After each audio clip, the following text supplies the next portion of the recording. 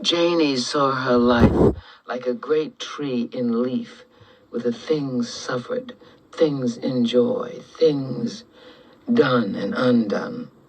Dawn and doom was in the branches. I know exactly what I got to tell you, but it's hard to know where to start at. I ain't never seen my papa, and I didn't know him if I did. My mama neither. She was gone from around there long before I was big enough to know. My grandma raised me, my grandma and the white folks she worked with. She had a house out in the backyard, and that's where I was born. They was quality white folks up there in West Florida named Washburn. She had 4 grandchildren on the place, and all of us played together, and that's how come I never called my grandma nothing but Nanny, because that's what everybody on the place called her. And Nanny used to catch us in our devilment and lick every young'un on the place, and Miss Washburn did the same. I reckon they never hit us a lick of miss, because them 3 boys and us 2 girls was pretty aggravating, I expect. I was with them white children so much till I didn't know I wasn't white until I was around 6 years old. Wouldn't have found out then, but a man come along taking pictures, and without asking anybody, Shelby, that was the oldest boy, he told them to take us. Around a week later, the man brought the picture for Miss Washburn to see and pay him, which she did. Then give us all a good licking.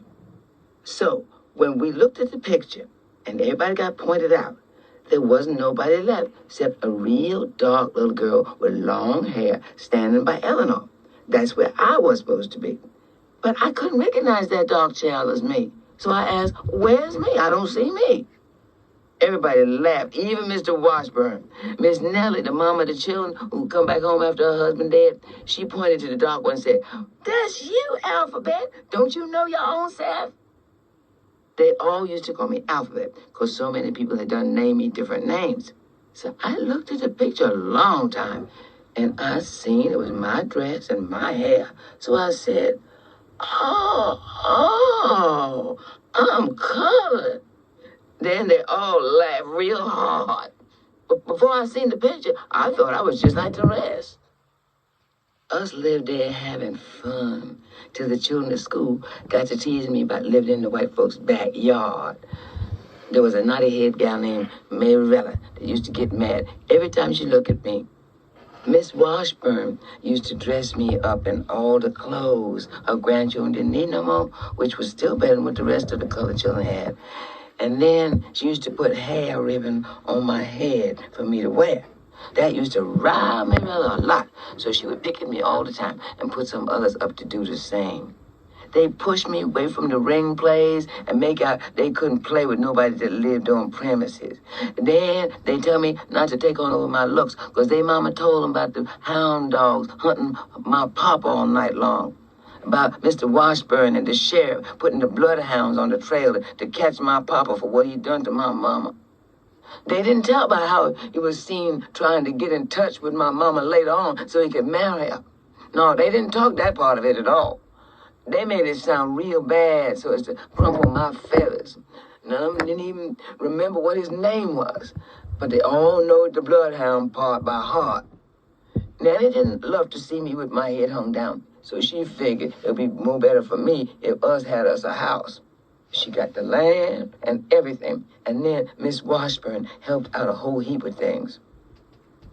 Phoebe's hungry listening helped Janie to tell her story, so she went on thinking back to her young years and explaining them to her friend in soft, easy phrases, while all around the house, the nighttime put on flesh and blackness. She thought a while and decided that her conscious life had commenced at Nanny's gate. On a late afternoon, Nanny had called her to come inside the house because she had spied Janie letting Johnny Taylor kiss her over the gatepost. It was a spring afternoon in West Florida. Janie had spent most of the day under a blossoming pear tree in the backyard. She had been spending every minute that she could steal from her chores under that tree for the last 3 days. That was to say, ever since the first tiny bloom had opened. It had called her to come and gaze on a mystery. From barren brown stems to glistening leaf buds, from the leaf buds to snowy virginity of bloom. It stirred her tremendously. How? Why? It was like a flute song, forgotten in another existence and remembered again. What? How? Why? This singing she heard that had nothing to do with her ears. The rose of the world was breathing out smell. It followed her through all her waking moments and caressed her in her sleep. It connected itself with other vaguely felt matters that had struck her outside observation and buried themselves in her flesh. Now they emerged and quested about her consciousness. She was stretched on her back beneath the pear tree, soaking in the alto chant of the visiting bees, the gold of the sun, and the panting breath of the breeze, when the inaudible voice of it all came to her. She saw a dust-bearing bee sink into the sanctum of a bloom. The 1,000 sister calyxes arched to meet the love embrace, and the ecstatic shiver of the tree from root to tiniest branch, creaming in every blossom and frothing with delight. So this was a marriage. She had been summoned to behold a revelation. Then Janie felt a pain, remorseless, sweet, that left her limp and languid. After a while, she got up from where she was and went over the little garden field entire. She was seeking confirmation of the voice and vision, and everywhere she found and acknowledged answers. A personal answer for all other creations except herself. She felt an answer seeking her, but where? When? How? She found herself at the kitchen door and stumbled inside. In the air of the room were flies tumbling and singing, marrying and giving in marriage. When she reached the narrow hallway, she was reminded that her grandmother was home with a sick headache. She was lying across the bed, asleep, so Janie tipped on out of the front door. Oh, to be a pear tree, any tree in bloom, with kissing bees singing of the beginning of the world. She was 16. She had glossy leaves and bursting buds, and she wanted to struggle with life, but it seemed to elude her. Where were the singing bees for her? Nothing on the place nor in her grandma's house answered her. She searched as much of the world as she could from the top of the front steps, and then went on down to the front gate and leaned over to gaze up and down the road, looking, waiting, breathing short with impatience, waiting for the world to be made. Through pollinated air, she saw a glorious being coming up the road. In her former blindness, she had known him as shiftless Johnny Taylor, tall and lean. That was before the golden dust of pollen had beglamored his rags and her eyes. In the last stages of Nanny's sleep, she dreamed of voices. Voices far off but persistent and gradually coming nearer. Janie's voice. Janie talking in whispery snatches with a male voice she couldn't quite place. That brought her wide awake. She bolted upright and peered out of the window and saw Johnny Taylor lacerating her Janie with a kiss. Janie? The old woman's voice was so lacking in command and reproof, so full of crumbling dissolution, that Janie half believed that Nanny had not seen her, so she extended herself outside of her dream and went inside of the house. That was the end of her childhood. Nanny's head and face looked like the standing roots of some old tree that had been torn away by storm. foundation of ancient power that no longer mattered.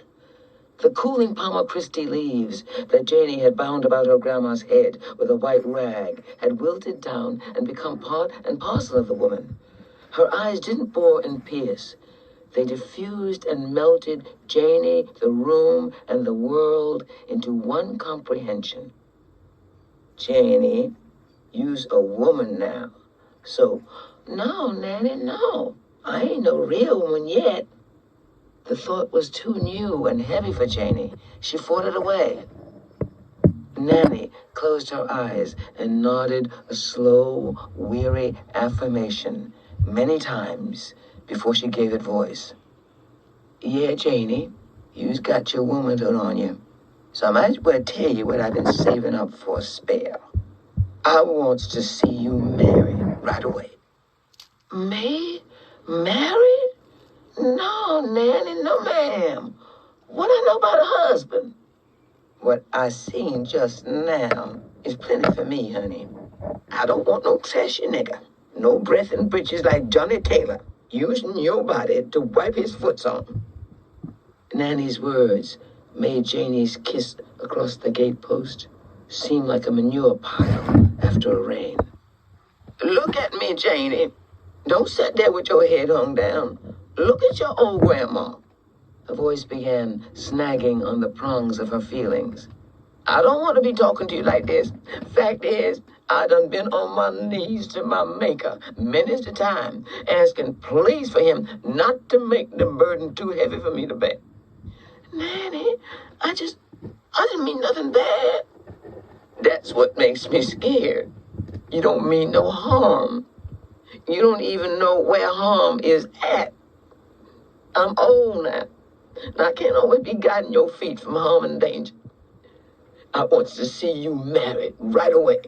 Oh, I'm gonna marry offhand like that. I don't know nobody. The Lord will provide. He know I done bore the burden in the heat of the day. Now, somebody done spoke to me about you a long time ago. I ain't said nothing because that wasn't the way I placed you. I wanted you to school out and pick from a higher bush and a sweeter berry, but that ain't your idea, I see. Nanny, who that been asking you for me? Brother Logan Killix. He's a good man, too. No, Nanny, no, ma'am. Is that what he been hanging around here for? He looked like some old skullhead in the graveyard.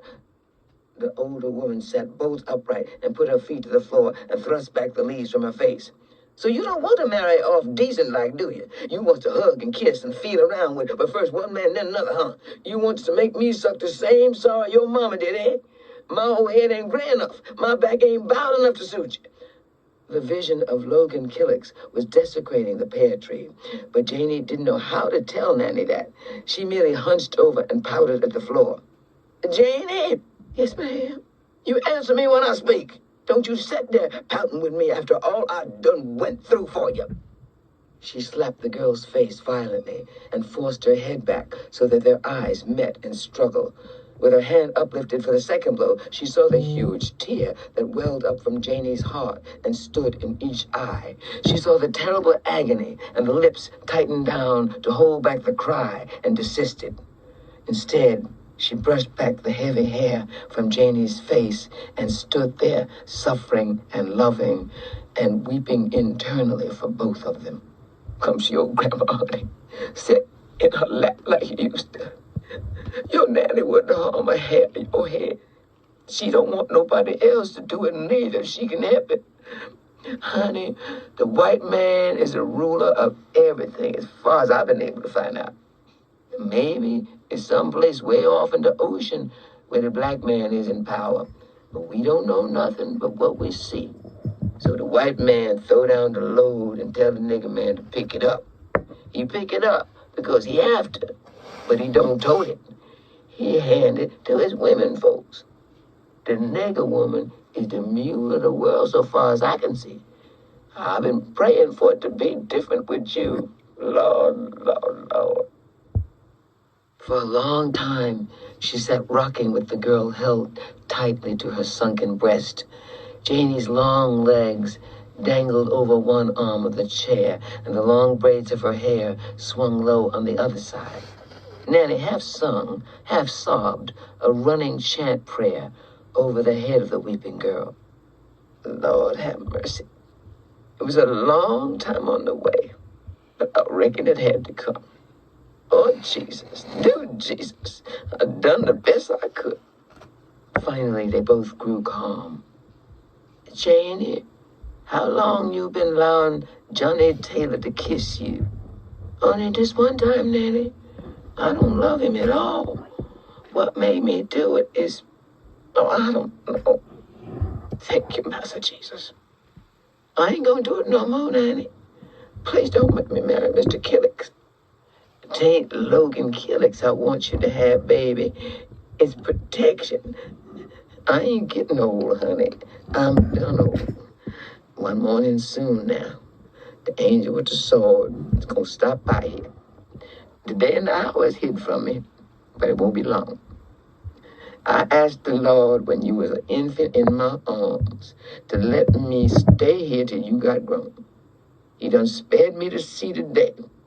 My daily prayer now is to let these golden moments rolls on a few days longer till I see you safe in life.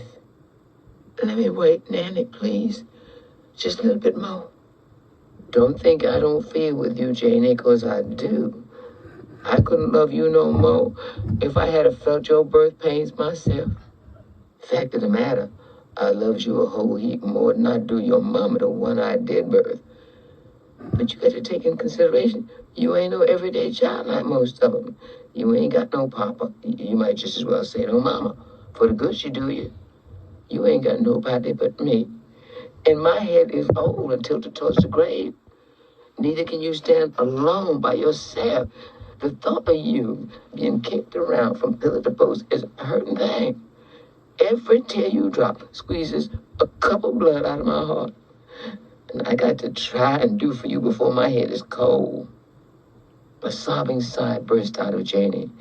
The old woman answered her with little soothing pats of the hand.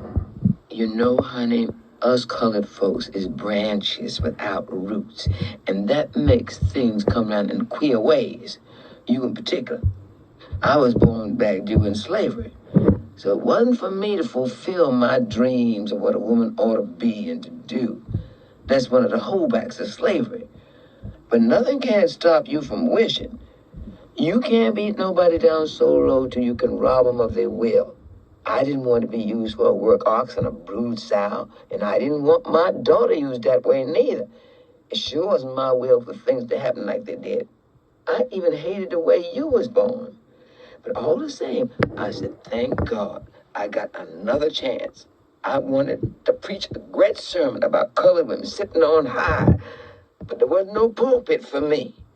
Freedom found me with a baby daughter in my arms. So I said, I'd take a broom and a cookpot and throw up a highway through the wilderness for her. She would expound what I felt. But somehow, she got lost off of the highway. And next thing I know, here you was in the world. So whilst I was tending you of nights, I said, I saved a text for you. I've been waiting a long time, Janie, but nothing I've been through ain't too much. If you just take a stand on high ground like I dreamed. Old Nanny sat there rocking Janie like an infant and thinking back and back. Mind pictures brought feelings, and feelings dragged out dramas from the hollows of her heart. That morning, on the big plantation close to Savannah, a rider coming a gallop, telling about Sherman taking Atlanta. Moss Roberts' son had done been killed at Chickamauga. So he grabbed his gun and straddled his best horse and went off with the rest of the gray-headed men and young boys to drive the Yankees back into Tennessee. They was all cheering and crying and shouting for the men that was riding off. Now, I couldn't see nothing because your mama wasn't but a week old, and I was flat on my back.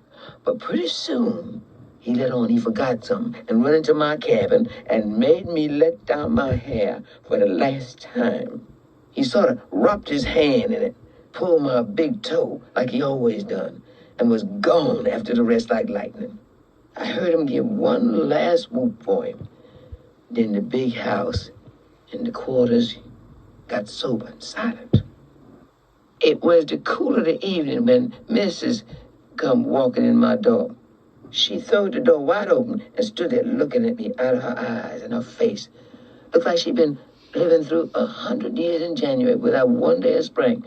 She come stood over me in the bed. Nanny, I come to see that baby of yours.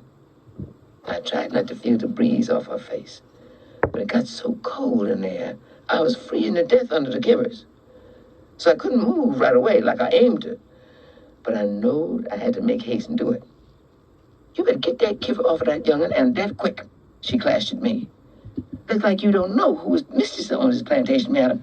But I aims to show you. By that time, I had done managed to uncover my baby enough for her to see the head in the face. Nigga, what's your baby doing with gray eyes and yellow hair? She began to slap my jaws every which way. I never felt the first ones because I was too busy getting the kipper back over my child. But them last licks burnt me like fire. I had too many feelings to tell which one to follow, so I didn't cry and I didn't do nothing else. But then she kept on asking me, how come my baby look white? She asked me that maybe 25 or 30 times, like she got to saying that and couldn't help herself. So I told her, I don't know nothing but what I'm told to do, because I ain't nothing but a nigga and a slave. Instead of pacifying her like I thought, it looked like she got madder. But I reckon she was tired and wore out because she didn't hit me no more. She went to the foot of the bed and wiped her hands on her handkerchief. I wouldn't dirty my hands on you. But first thing in the morning, the overseer would take you down to the whipping post and tie you down on your knees and cut the hide off your yellow back. 100 lashes with a rawhide on your bare back. I'll have you whipped till the blood run down to your heels. I mean to count the licks myself. And if it kills you, I'll stand the loss. Anyhow, as soon as that brat is a month old, I'm going to sell it off this place. She flounced on off and left her winter time with me. I know my body wasn't healed, but I couldn't consider that. In the black dark, I wrapped up my baby the best I know how and made it to the swamp by the river. I know the place was full of moccasins and other biting snakes, but I was more scared of what was behind me. I hide in there day and night and suckle the baby every time she started to cry for fear somebody might hear her and I'd get found.